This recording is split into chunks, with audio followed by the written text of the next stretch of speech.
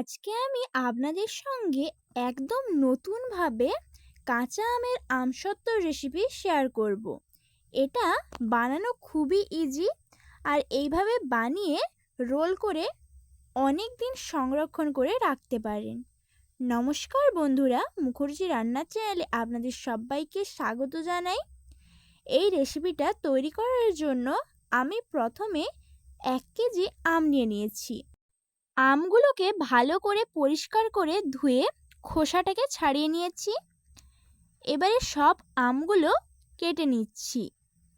আমি এইভাবে ছুরির সাহায্যে কাটছি, আপনারা চাইলে বঁটি দিয়েও কেটে নিতে পারেন। তবে আমগুলো একটু যেন পরিপক্ক হয়। দেখুন, সব আমগুলোকেই কেটে নিয়েছি। এবারে সব আমগুলোকে সরিয়ে রেখে দিচ্ছি, আর এই বীজটাকে ছাড়িয়ে নেব। এইভাবে ছুরির সাহায্যে ছাড়িয়ে নিচ্ছি। ছাড়ানো হয়ে গেলে সব আমগুলোকে একটু ছোট ছোট করে কেটে নিতে হবে। দেখুন, এইভাবে কেটে নিচ্ছি। ছোট করে কাটলে তাড়াতাড়ি সেদ্ধ হয়, তাই আমি ছোট ছোট করেই কেটে নিচ্ছি। একই রকমভাবে সব আমগুলোকে কেটে নিয়েছি। এবারে একটা বোলের মধ্যে বেশ কিছুটা পরিমাণে জল নিয়ে নিয়েছি। ওই জলের মধ্যে সব আমগুলোকে দিয়ে দেব। এইভাবে জলের মধ্যে যদি সব আমগুলো দিয়ে দেন, তাহলে আমের কষটা বেরিয়ে যাবে। এই দেখুন, এরকম করে ছোট ছোট করে কেটে নিয়েছি। এবারে একটা কড়ার মধ্যে বেশ কিছুটা পরিমাণে জল দিয়ে দিচ্ছি। জলটা একটু গরম হয়ে গেলে ওই আমগুলোকেও দিয়ে দেব। এবারে একটু নাড়িয়ে নিচ্ছি। 5 মিনিটের জন্য এগুলোকে একটু ফুটিয়ে নিতে হবে, তাহলেই সেদ্ধ হয়ে যাবে। দেখুন, সেদ্ধ হয়ে গিয়েছে। আপনাদেরকে দেখিয়ে দিচ্ছি একটা। দেখুন কত সুন্দর সেদ্ধ হয়ে গিয়েছে। আমগুলো যখন জলের মধ্যে দেব, তখন আমগুলো একটু ভালো করে পরিষ্কার করে নিতে হবে, কারণ এই আমগুলো জলের মধ্যেই ম্যাশ করতে হবে। আমি এইভাবে একটা ম্যাশারের সাহায্যে ম্যাশ করে নিচ্ছি।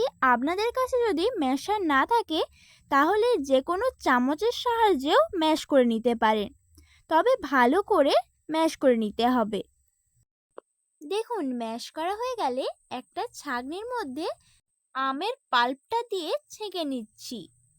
এইভাবে ছাঁকনির মধ্যে ছেঁকে নিলে এর মধ্যে আর কোনো রোয়া থাকে না। এই দেখুন, এইভাবে চামচ দিয়ে নাড়িয়ে আমের পাল্পটাকে বের করে নিচ্ছি। দেখুন, আমের পাল্পটা কত সুন্দর বের করে নিয়েছি, আর বেশ অনেকটাই তৈরি হয়েছে। এটাকে সাইডে সরিয়ে রেখে দিচ্ছি। এবারে একটা কড়া বসিয়ে নিয়েছি। কড়ার মধ্যে 500 গ্রাম চিনি দিয়ে দিচ্ছি। যতটা আম দিয়েছিলাম তার অর্ধেক চিনি দিতে হবে। তবে আমটা যদি বেশি টক মিষ্টি থাকে, তাহলে চিনির পরিমাণটা আপনারা বুঝে দিবেন।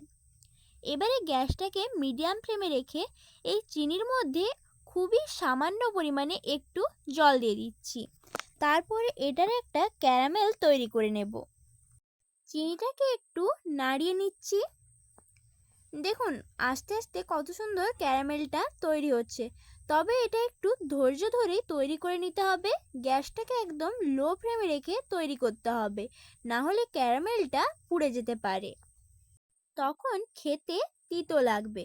দেখুন, পুরো ক্যারামেলটা তৈরি হয়ে গিয়েছে। এবারে আমের পাল্পটা অল্প অল্প করে দিয়ে দিচ্ছি। একবারে পুরোটা দিলে হবে না, এইভাবে অল্প অল্প করে দিয়ে মিশিয়ে নিতে হবে। আর এখনও গ্যাসটাকে একদম লো ফ্লেমে রাখতে হবে। আবারও একটু আমের পাল্প দিয়ে দিলাম। এইভাবে অল্প অল্প করে দিয়ে মিশিয়ে নিচ্ছি। দেখুন, পুরো আমের পাল্পটা দিয়ে ভালো করে মিশিয়ে নিয়েছি। ভালোভাবে মেশানো হয়ে গেলে এর মধ্যে স্বাদ অনুযায়ী লবণ দিয়ে দিচ্ছি।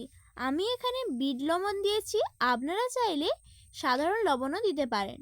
আর কালারের জন্য একটু কাশ্মীরি লঙ্কার গুঁড়ো দিয়ে দিচ্ছি। এতে ঝাল হবে না, কিন্তু রঙটা খুব সুন্দর হবে। কাশ্মীরি লঙ্কার গুঁড়োটাকে দিয়েও ভালো করে মিশিয়ে নিচ্ছি। দেখুন কত কম উপকরণে আমসত্ত্বের রেসিপিটা তৈরি হয়ে গেল।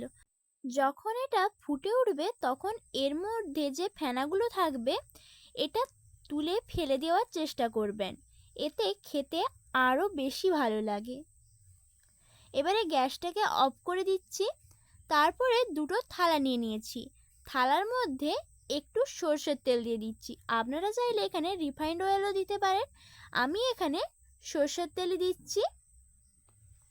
এবারে ভালো করে হাত দিয়ে পুরো থালাটার মধ্যে মাখিয়ে দিচ্ছি। আপনারা চাইলে ব্রাশ দিয়েও মাখিয়ে নিতে পারেন। আমি এইভাবে হাত দিয়ে পুরো থালার মধ্যে ভালো করে মাখিয়ে নিচ্ছি, যাতে আমসত্ত্বটা দেওয়ার পর থালার মধ্যে জড়ে না যায়।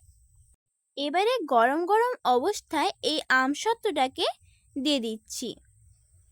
একটা থালায় আমি একটু মোটা করে দিচ্ছি, আরেকটা একটু পাতলা করে দিচ্ছি।